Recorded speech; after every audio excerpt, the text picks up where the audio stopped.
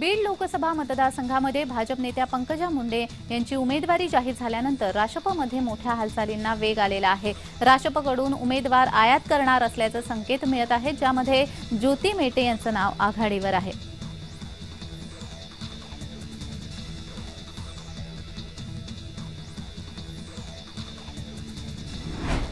शनिवारी आयोगाने लोकसभा निवडणुकीचा कार्यक्रम जाहीर केला। त्याचवेळी आदर्श आचारसंहितेचा अंमल सुरू झालेला आहे। या पार्श्वभूमीवर जिल्हा प्रशासन अलर्ट मोडवर आलाय।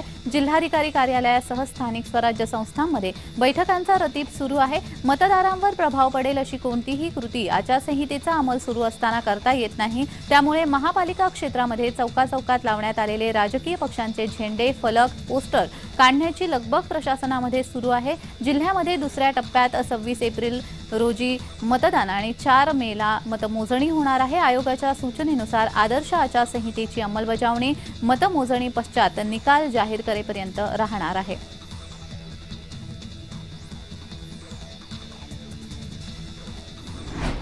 पश्चिम बंगालमधील कोलकाता येथे रविवारी रात्री उशिरा एक 5 मजली बांधकाम सुरू असलेली इमारत कोसळली। दक्षिण कोलकाता येथील मेटिया ब्रूज येथे ही घटना घडली। पश्चिम बंगालच्या मुख्यमंत्री ममता बॅनर्जी यांनी दुर्घटनेतील जखमींची भेट घेतली।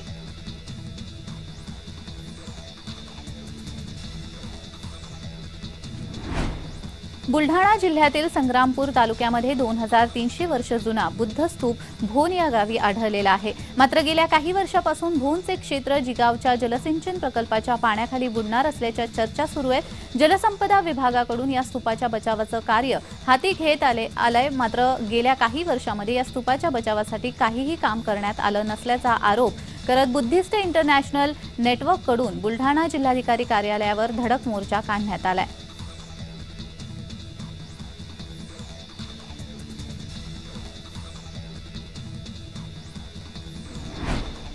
दिवा विभागामध्ये प्रचंड पाणी टंचाई असून मुख्यमंत्र्यांच्या हस्ते उद्घाटन झालेली पाईपलाईन अनेक वेळा फुटली आहे। उद्घाटनाच्या एक दिवस अगोदर पाईपलाईन फुटली होती। वारंवार असे पाईपलाईन फुटण्याचे प्रकार होतात। काल रात्री गणेशनगर येथे पाईपलाईन फुटून लाखो लिटर पाणी वाया गेलं। त्यामुळे सदर कामाची चौकशी झाली पाहिजे, याकरता आम्ही आंदोलन करण्याचा इशारा दिला। मात्र आंदोलन करूनही उत्तर दिलं जात नाही असं मत रोहिदास मुंडे यांनी व्यक्त केलंय।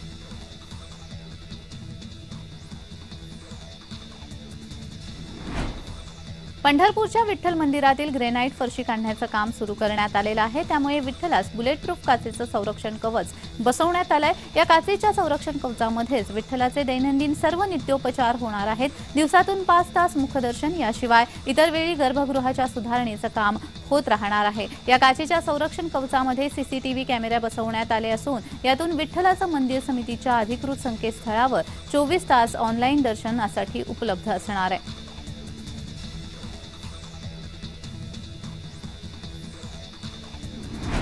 अमरावतीच्या अनेक भागामध्ये अवकाळी पावसाची हजेरी लागली। अवकाळी पाऊस झाल्यामुळे शेतकऱ्यांची चिंता वाढली आहे। उन्हाळी हंगामातील तीळ, भुईमूग काढणीवर असलेल्या गहू पिकाचं देखील नुकसान होण्याची शक्यता वर्तवली जाते। तर रात्रीला पाऊस सुरू झाल्यामुळे शेतकऱ्यांची तारांबळ उडाली।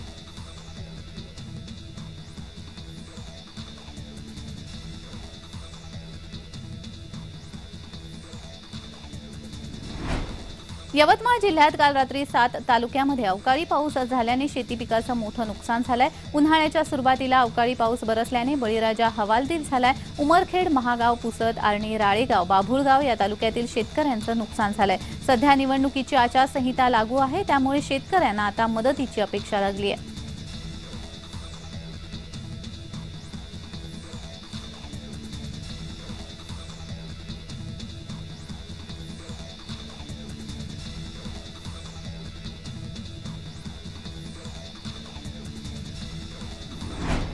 वर्धा जिल्ह्याच्या काही भागाला अवकाळी पावसासह गारपिटीचा तडाखा बसला। पुलगाव, वायफड शिवारामध्ये तुरळक गारपीट झाली। पुलगाव, वायफड शिवारामध्ये अंदाजे 10 मिनिटं अशी बारीक गारांची बरसात सुरू होती। अवकाळी पाऊस, गारपीट, जोरदार वाऱ्यामुळे गव्हाचं नुकसान झालंय, तर उन्हाळी पिकांना देखील याचा फटका बसू शकतो।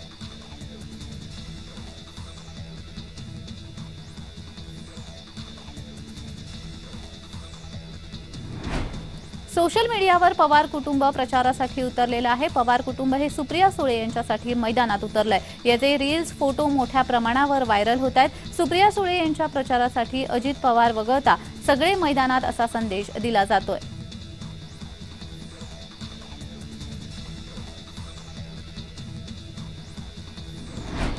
सुनेत्रा पवार खडकवासला विधानसभा मतदारसंघाच्या दौऱ्यावर आहेत। आचारसंहिता जाहीर झाल्यावर सुनेत्रा पवारांचा बारामती बाहेर हा पहिलाच दौरा आहे। खडकवासला मतदारसंघामध्ये मोठ बांधण्यासाठी हा दौरा आहे। महिला मेळाव्याला देखील सुनेत्रा पवार उपस्थित राहणार आहेत।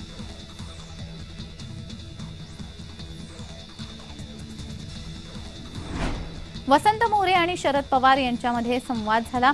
काँग्रेसच्या उमेदवारीसाठी राहुल गांधी यांच्याकडे शब्द टाकावा अशी मागणी वसंत मोरे यांनी केली। शरद पवारांकडे वसंत मोरे यांनी आपलं म्हणणं मांडलं, मात्र तो निर्णय काँग्रेसचा असल्याची माहिती शरद पवारांनी दिली अशी माहिती सूत्रांकडून कळते।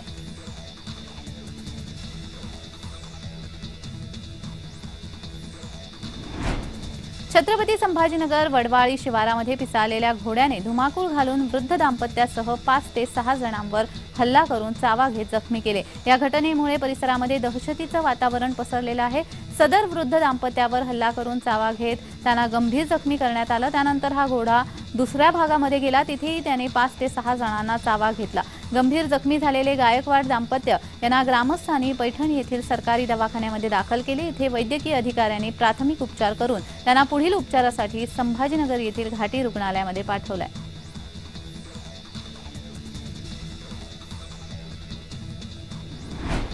दोडामार्ग तालुक्यातील तळकट कुंभवडे मार्गावर नागरिकांना पट्टेरी वाघाचं दर्शन झालं। दोडामार्गमध्ये जैवविविधतेच्या दृष्टीने असलेलं महत्त्व यापूर्वी देखील अधोरेखित झालं आहे। नागरिकांना पट्टेरी वाघ दिसला, त्यांनी लागलीच या वाघाचे छायाचित्र आणि व्हिडिओ आपल्या मोबाईल कॅमेऱ्यामध्ये टिपले। सध्या हा व्हिडिओ व्हायरल होतोय।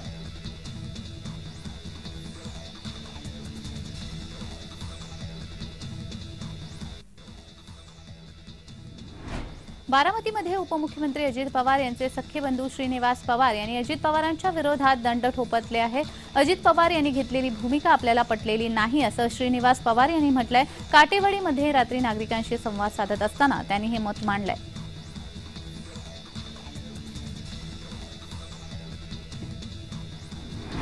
KLE लॉ कॉलेजतर्फे 5व्या राष्ट्रीय लॉ फेस्टिवलचं आयोजन करण्यात आलं होतं। न्यायालयाचं कामकाज कसं चालतं, केस कशी लढवली जाते, आपली बाजू ठामपणे कशी मांडतात याचं प्रात्यक्षिक फेस्टिवलमध्ये सहभागी विद्यार्थ्यांनी दाखवत आपल्या कलागुणांचं देखील सादरीकरण केलं। यावेळी सर्वोच्च न्यायालयातील जज जस्टिस प्रसन्न वराले यांच्यासह उच्च न्यायालयातील वकिलांनी या लॉ फेस्टिवलला उपस्थित राहत विद्यार्थ्यांना शुभेच्छा दिल्या।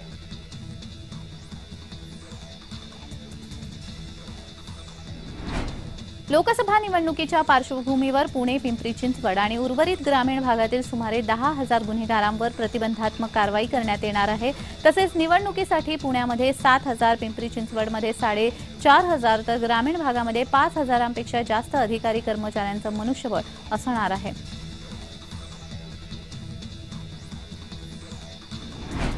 विजय शिवतारे मुख्यमंत्री एकनाथ शिंदे आणि उपमुख्यमंत्री देवेंद्र फडणवीस यांची भेट घेणार। बारामती लोकसभा मतदारसंघातून अपक्ष लढण्याबाबत आज भूमिका स्पष्ट करण्याची शक्यता वर्तवली जाते। मुंबईमध्ये महायुतीच्या नेत्यांच्या गाठीभेटी देखील त्या घेणार आहेत।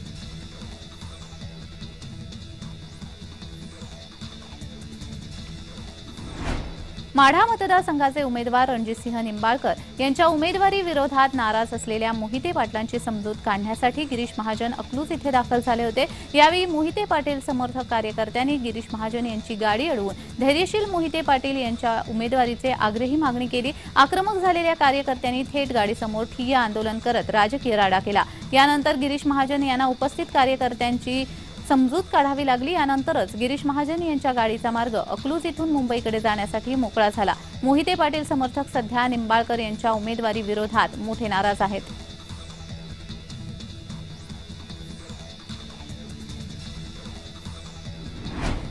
उद्धव ठाकरे हे हिंगोली दौऱ्यावर आहेत। हिंगोली लोकसभा मतदारसंघातील वसमत, सेनगाव, कळमनुरी या 3 ठिकाणी त्यांचा संवाद मेळावा आयोजित करण्यात आलाय।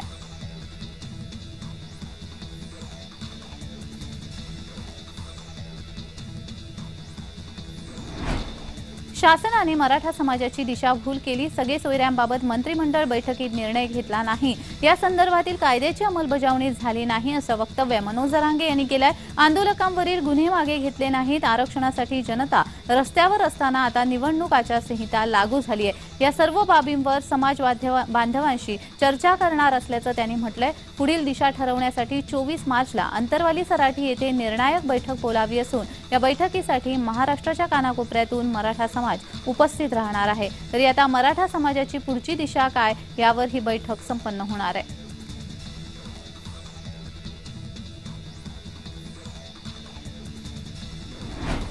उन्हाळ्याला सुरुवात होताच धुळे जिल्ह्यातील विविध भागामध्ये पाणी टंचाईचा प्रश्न निर्माण झाला असून यामुळे महिलांना पाण्यासाठी पायपीट करावी लागत आहे। धुळे तालुक्यातील विंचूर येथे सकाळपासूनच महिलांची विहिरीवर पाणी भरण्यासाठी गर्दी होत असल्याचं चित्र पाहायला मिळतंय। दूषित असलेलं पाणी या नागरिकांना पिण्यासाठी वापरावं लागतंय। पाणी टंचाईच्या पार्श्वभूमीवर कुठलीही सोय करण्यात आलेली नसल्याने लहान मुलांना सोबत घेऊन महिला पाणी भरण्यासाठी सकाळपासूनच गर्दी करतात।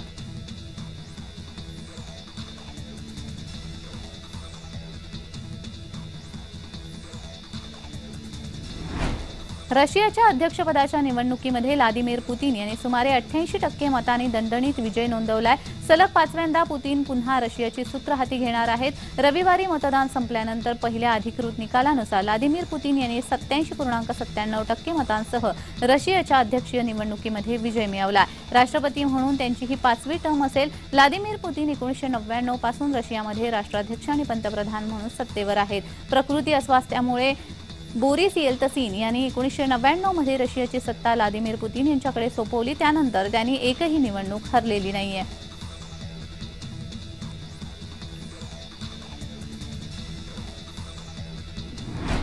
आयपीएलच्या 17व्या हंगामाची तयारी अंतिम टप्प्यात आली असून सर्व संघ तयारीला लागलेत। 22 मार्चला आयपीएलच्या नव्या हंगामातील पहिली लढत होणार आहे। या सामन्यासाठीची तिकीट विक्री ऑनलाईन होणार आहे। गेल्या वर्षी विजेते चेन्नई सुपर किंग्स आणि रॉयल चॅलेंजर्स बेंगळुरू यांच्यामध्ये पहिली लढत होणार आहे।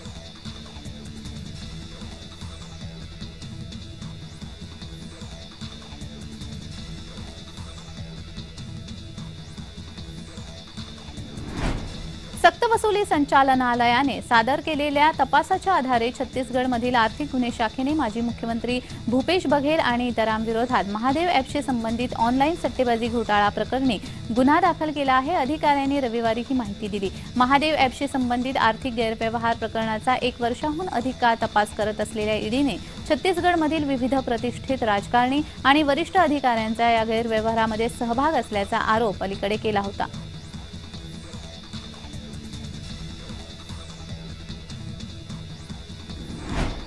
एक दिवसीय विश्वचषक क्रिकेट स्पर्धेदरम्यान घोट्याला दुखापत झाल्यावर तंदुरुस्त होण्यासाठी एकामागून एक घाईघाईने उपचार केले, मात्र याचा विपरीत परिणाम झाला आणि दुखापत बळावल्याने आपल्याला विश्वचषक स्पर्धेतील उर्वरित सामन्यांना मुकावे लागले, अशी कबुली भारताचा अष्टपैलू खेळाडू हार्दिक पांड्या यांनी दिली आहे।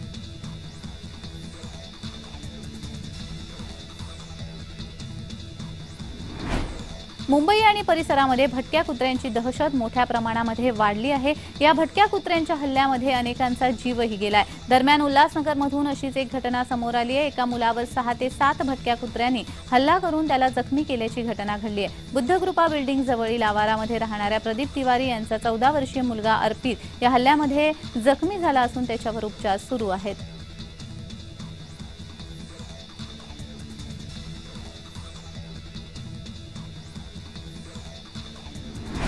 आगामी लोकसभा निवडणुकीच्या पार्श्वभूमीवर पुण्याच्या पाषाण भागातील प्रशासनाला कंटाळलेल्या नागरिकांनी बॅनरद्वारे नाराजी व्यक्त केली। जेव्हा प्रशासनाला नाही राहिले भान, न राहिली आम्हा मतदारांची जाण, मग आम्ही काय करावे मतदान। आम्हाला साड्या, भेटवस्तू, जेवण इत्यादी वाटणारे लोकप्रतिनिधी नको, आम्हाला आमचे प्रश्न सोडवणारे लोकप्रतिनिधी हवे, अशा आशयाचे फलक पाषाण परिसरामध्ये लावण्यात आलेत।